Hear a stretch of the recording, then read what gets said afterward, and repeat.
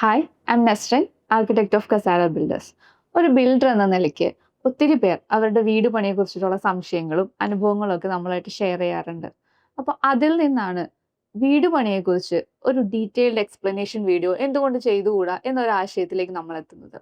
ആ ഐഡിയ ആണ് ഇന്നിവിടെ ഒരു സീരീസ് ഓഫ് വീഡിയോ ആയിട്ട് ഞങ്ങൾ നിങ്ങളുടെ മുമ്പിൽ അവതരിപ്പിക്കാൻ പോകുന്നത്. സോ ഇനി അത് ഞങ്ങൾ എങ്ങനെയാണ് ചെയ്യാൻ പോകുന്നതെന്ന് വെച്ചിട്ടുണ്ടെങ്കിൽ വെറുതെ എക്സ്പ്ലെയിൻ ചെയ്തു പോവുകയല്ല, നമ്മളുടെ ഓരോ സൈറ്റിലും നടക്കുന്ന വർക്കുകൾ ലൈവായിട്ട്, അതായത് ഒരു വീട് പണിയുടെ സ്റ്റാർട്ടിങ് മുതൽ ഒരു വേക്കന്റ് പ്ലോട്ടിൽ നിന്ന് അത് നമ്മൾ സ്റ്റാർട്ട് ചെയ്തുകൊണ്ട് വീട് പണിയുടെ ഓരോ ഫേസസിലൂടെയും പാസ് ചെയ്ത് അവസാനം ആ വീടിന്റെ ഹാൻഡിങ് ഓവർ വരെയുള്ള ഓരോ ഘട്ടങ്ങളും ലൈവായിട്ട് നിങ്ങളെ കാണിച്ചുകൊണ്ടായിരിക്കും നമ്മളത് ചെയ്യുന്നത്.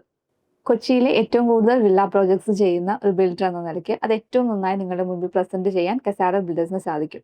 അതിലൂടെ നിങ്ങൾക്ക് കിട്ടുന്ന ഒരു ബെനിഫിറ്റ് എന്താണെന്ന് വെച്ച് കഴിഞ്ഞാൽ കസാര ഫോളോ ചെയ്യുന്ന ക്വാളിറ്റി ചെക്സും റൂൾസും എന്തൊക്കെയാണെന്ന് മനസ്സിലാക്കുകയും ചെയ്യാം. അതോടൊപ്പം തന്നെ പറയട്ടെ, കസാഡൽ ഒരു കോൺട്രാക്ട് ബേസിസിൽ വീടുകൾ ചെയ്തു കൊടുക്കുന്ന ഒരു കമ്പനി അല്ല. നമുക്ക് നമ്മുടെ സ്വന്തം വില്ല പ്രോജക്ട്സും അപ്പാർട്ട്മെന്റ്സും മാത്രമാണ് നമ്മൾ ചെയ്യുന്നത്. ഇത് പ്യുവർലി ഇൻഫോർമേറ്റീവ് ബേസിസിൽ മാത്രം നമ്മൾ ചെയ്യുന്ന ഒരു കാര്യമാണ്. ഒരു വീട് പണിയാൻ ഉദ്ദേശിക്കുന്ന ഏതൊരു സാധാരണ വ്യക്തിക്കും മനസ്സിലാവുന്ന തരത്തിലും അവർക്കത് യൂസ്ഫുൾ ആകണം എന്ന ഒരു ഉദ്ദേശത്തോടു കൂടി മാത്രമാണ് ഞങ്ങൾ ഈ വീഡിയോ സീരീസ് ചെയ്യുന്നത്. ഒരു വീട് പണിയെ 100-ൽ പരം ഘട്ടങ്ങളായിട്ട് തിരിച്ചിട്ടാണ് നമ്മൾ കസാഡലിൽ വർക്ക് മുമ്പോട്ട് കൊണ്ടുപോകുന്നത്.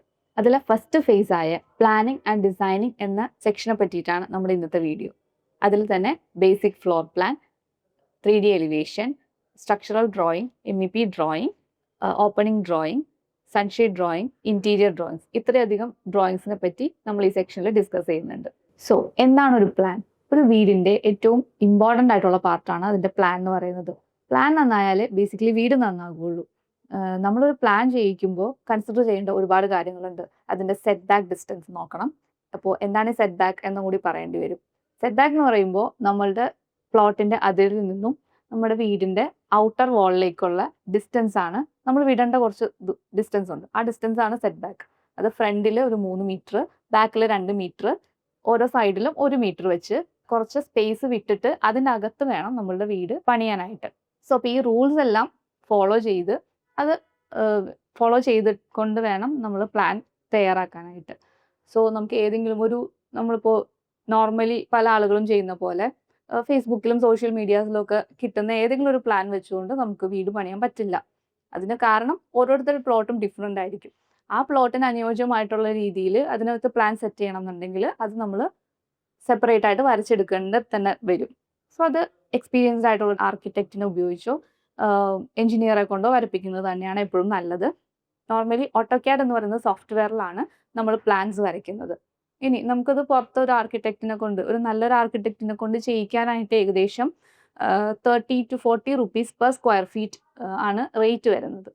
നമുക്കൊരു റെഫറൻസ് ആക്കി വെക്കാൻ പറ്റും നമ്മളുടെ. എന്നിട്ട് അത് നോക്കി അതിലൂടെ നമുക്ക് ആവശ്യമുള്ള കാര്യങ്ങളും ചേഞ്ചസും എല്ലാം വരുത്തിക്കൊണ്ട് നമുക്ക് നമ്മുടെ റിക്വയർമെന്റ്സ് കൊടുത്ത് പ്രോപ്പർ ആയിട്ടൊരു പ്ലാൻ ചെയ്തെടുക്കാൻ പറ്റും. കസാഡലിലെ പ്രീവിയസ് പ്രോജക്ട്സിന്റെ പ്ലാനുകൾ നമ്മൾ ഡിസ്ക്രിപ്ഷനിൽ കൊടുക്കുന്നുണ്ട്. So you can use it for any reference.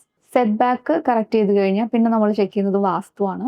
അപ്പോൾ ചിലർക്ക് വാസ്തു വളരെ ഇമ്പോർട്ടൻ്റ് ആയിരിക്കും. അപ്പോൾ നമ്മളത് അത്രയും അതിന് ഇമ്പോർട്ടൻസ് കൊടുത്ത് തന്നെ പ്ലാൻസ് ചെയ്യും. ചിലർക്ക് അത്ര ഇഷ്യൂസ് ഉണ്ടാവില്ല. സോ അപ്പോൾ നമ്മൾ അതിനനുസരിച്ച് കുറച്ചും കൂടി നമുക്ക് ഫ്രീ ആയിട്ട് പ്ലാൻസിൽ ചേഞ്ചസ് വരുത്താൻ സാധിക്കും.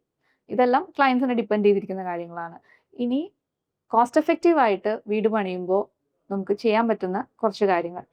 ഒന്ന്, ഗ്രൗണ്ട് ഫ്ലോറിലും ഫസ്റ്റ് ഫ്ലോറിലും വാൾസ് ഒരേ ലെവലിൽ കീപ്പ് ചെയ്യാൻ ശ്രമിക്കുക. ഗ്രൗണ്ട് ഫ്ലോറിൽ വാൾ വരുന്ന സ്ഥലത്ത് തന്നെ ആണ് ഫസ്റ്റ് ഫ്ലോറിലെയും വാൾ വരുന്നതെങ്കിൽ നമുക്ക് അവിടെ ബീംസ് ഒഴിവാക്കാൻ സാധിക്കും.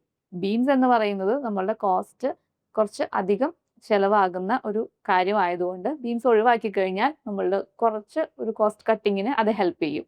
അതുപോലെ തന്നെ ഗ്രൗണ്ട് ഫ്ലോറിൽ ടോയ്ലറ്റ്സ് വരുന്നുണ്ടെങ്കിൽ അതിൻ്റെ മുകളിൽ തന്നെ ഫസ്റ്റ് ഫ്ലോറിലെയും ടോയ്ലറ്റ്സ് വരുവാണെന്നുണ്ടെങ്കിൽ അവിടെ വാട്ടർ പ്രൂഫിങ്ങും കാര്യങ്ങളെല്ലാം നമുക്ക്, അതുപോലെ സങ്കൻ സ്ലാബ് എന്നാണ് പറയുക ടോയ്ലറ്റിന്റെ സ്ലാബിന്. നമ്മുടെ റൂം ലെവലിൽ നിന്നും ടോയ്ലറ്റിലേക്ക് ഇറങ്ങുമ്പോൾ ഒരു ചെറിയൊരു ഡിപ്പ് ഉണ്ടാകും.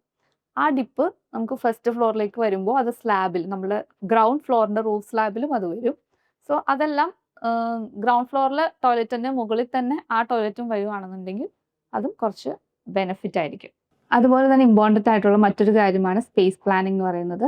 നമുക്കൊരു വീട്ടിലെ ഓരോ മുറിക്കും മിനിമം റിക്വയർഡ് ആയിട്ടുള്ളൊരു സ്പേസ് ഉണ്ടാവും. അത് കീപ്പ് ചെയ്ത് പോയില്ല എന്നുണ്ടെങ്കിൽ നമ്മൾ ഭാവിയിൽ വീട് യൂസ് ചെയ്ത് തുടങ്ങുമ്പോൾ നമുക്ക് ഓരോ റൂംസിനും കൺജഷൻ ഫീൽ ചെയ്യും. സോ ഈ സ്പേസ് പ്ലാനിങ് എങ്ങനെ പ്രോപ്പറായിട്ട് ചെയ്തു പോവുകയാണെന്നുണ്ടെങ്കിൽ ആ വീടിന്റെ ഓരോ വാൾസും എങ്ങനെ മാക്സിമം യൂസ് ചെയ്യാം എന്നുള്ള ഒരു ഐഡിയ നമുക്ക് കിട്ടും. ചെറിയ പ്ലോട്ടുകളിൽ വരുന്ന ചെറിയ വീടുകൾക്ക് പോലും കൃത്യമായ സ്പേസ് പ്ലാനിങ് നടത്തിയത് മൂലം വലിപ്പം തോന്നിക്കുന്ന രീതിയിൽ ചെയ്യുന്നത് നമ്മൾ കണ്ടിട്ടുണ്ട്. ഫോർ എക്സാമ്പിൾ, കസാഡൽ പ്രോജക്ട്സിന്റെ വില്ലാസിൽ നമ്മൾ ചെയ്യുന്ന ഒരു ചെറിയ കാര്യം പറയാം. പോർച്ചിൽ ഞങ്ങളുടെ പ്രോജക്ട്സിലെ പോർച്ചുകളിലൊന്നും തന്നെ പില്ലർ കൊടുക്കാറില്ല. അപ്പൊ അതിന്റെ ഒരു ബെനിഫിറ്റ് എന്താണെന്ന് വെച്ച് കഴിഞ്ഞാൽ 4-5 സെന്റ് വരുന്ന ചെറിയ പ്ലോട്ടുകൾ പോലും 2 കാർ ഈസി ആയിട്ട് പാർക്ക് ചെയ്യാൻ സാധിക്കും എന്നുള്ളതാണ്.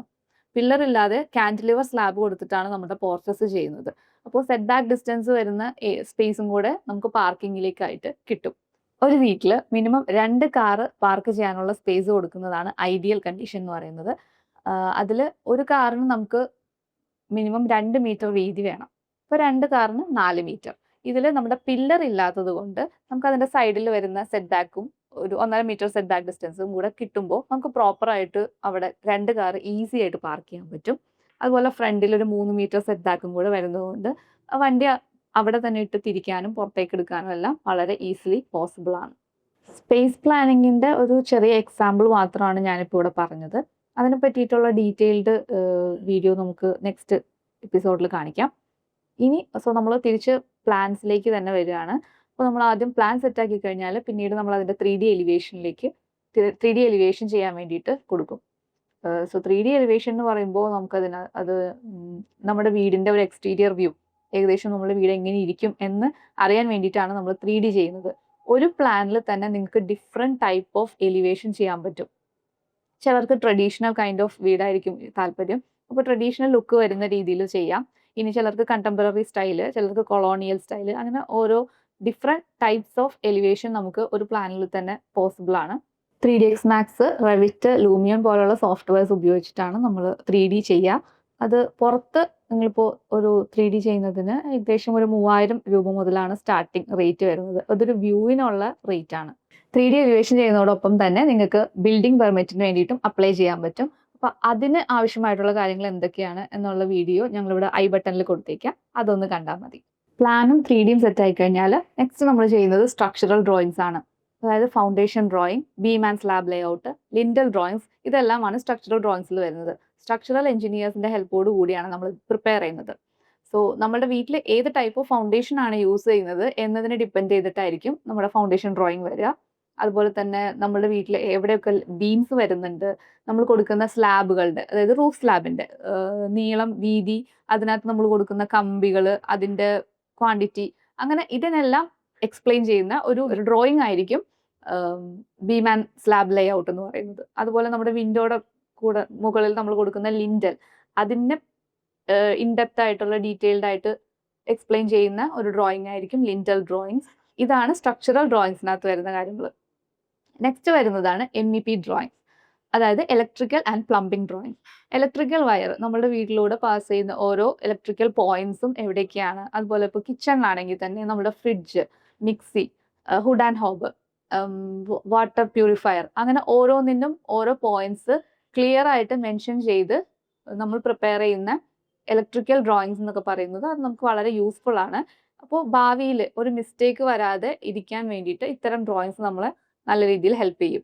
അതുപോലെ തന്നെ പ്ലംബിംഗ്, നമ്മുടെ ഡ്രെയിനേജ് ലൈൻസ്, സെപ്റ്റിക് ടാങ്കിന്റെ പൊസിഷൻ, അതിലേക്കുള്ള വേസ്റ്റ് പൈപ്പുകൾ, ഇതൊക്കെ പോകുന്ന റൂട്ടുകൾ, ഇതെല്ലാം എക്സ്പ്ലെയിൻ ചെയ്യുന്ന ഒരു ഡ്രോയിങ് ആയിരിക്കും പ്ലംബിംഗ് ഡ്രോയിങ്സ്. അതുപോലെ പിന്നെ നമുക്ക് ആവശ്യം വരുന്ന ഡ്രോയിങ്സ് ആണ് sunshade drawings, opening drawings, interior drawings എല്ലാം. സൺഷെയ്ഡ് ഡ്രോയിങ്സ് എന്തിനാണ് യൂസ് ചെയ്യുന്നതെന്ന് വെച്ചിട്ടുണ്ടെങ്കിൽ പണ്ടത്തെ പോലെയല്ല, ഇപ്പൊ നമ്മൾ വീടുകളിൽ പൊതുവെ എക്സ്റ്റീരിയർ ലുക്കിന് കൂടുതൽ ഇമ്പോർട്ടൻസ് കൊടുക്കുന്നത് കൊണ്ട് പല വാളുകളിലും വാൾ ക്ലാഡിംഗ് ഒക്കെ കൊടുക്കാറുണ്ട്. അപ്പൊ അത്തരം വാൾസിൽ നമ്മൾ സൺഷെയ്ഡ് ഒഴിവാക്കും. ഓപ്പണിങ്സും വിൻഡോസും വരുന്ന ഭിത്തികളിൽ മാത്രമാണ് പൊതുവെ നമ്മളിപ്പോൾ സൺഷെയ്ഡ് കൊടുക്കുന്നത്. അപ്പോൾ അത് എവിടേക്ക് വരും എന്ന് എക്സ്പ്ലെയിൻ ചെയ്യാൻ വേണ്ടിയിട്ടാണ് നമ്മൾ സൺഷെയ്ഡ് ഡ്രോയിങ് പ്രിപ്പയർ ചെയ്യുന്നത്. അതുപോലെ നമ്മളുടെ വീടുകളിൽ നമ്മൾ കൊടുക്കുന്ന ഓപ്പണിങ്സിന്റെ സൈസ്, വിൻഡോസ് ഇത്ര സൈസ് വേണം, ഒരു റൂമിൽ ആ വിൻഡോ എവിടേക്കാണ് വരുന്നത്, അതിനനുസരിച്ച് നമ്മളുടെ ബെഡ് എവിടെ പ്ലേസ് ചെയ്യണം, ആ ബെഡ്റൂമിലെ വാർഡ്രോബ്സ് എവിടെ പ്ലേസ് ചെയ്യണം, ഇതെല്ലാം ഡിസൈഡ് ചെയ്യാൻ നമ്മളെ ഹെൽപ്പ് ചെയ്യുന്ന ഒരു ഡ്രോയിങ് ആയിരിക്കും ഓപ്പണിംഗ് ഡ്രോയിങ്സ്. ആ ഓപ്പണിങ്സിന്റെ സൈസും പൊസിഷൻസും കറക്റ്റ് ആയിട്ട് മാർക്ക് ചെയ്ത് നമുക്ക് അതും യൂസ് ചെയ്യാൻ പറ്റും.